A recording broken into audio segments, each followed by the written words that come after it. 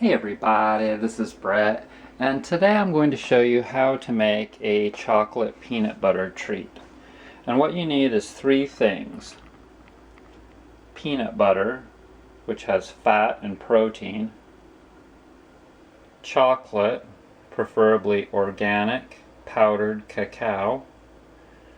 And a sugar. And no, we're not going to use white sugar or any kind of processed blah-de-da. This is pure sorghum syrup. So I've mixed the three things into a jar.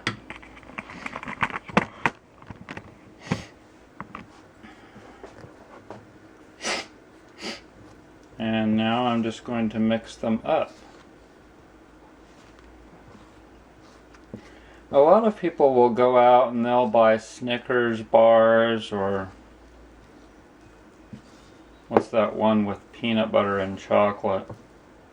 Those things have all kinds of interesting things that you don't want to eat if you don't want to get sick in this world. And all you have to do is look at the label and you'll see that I'm telling you the flat out truth. You do not want to eat white sugar. I have not eaten white sugar or any processed foods for 31 years. Someday I'll make one of these videos and I'll tell you the same thing, except it'll be 50 years or 60 years. There was a time when I made this video and I said it was 20 years. So there you go. Like, it's really difficult to make chocolate. Peanut butter, cacao powder, chocolate powder, organic, and sorghum syrup. Mix it in a bowl. That's it.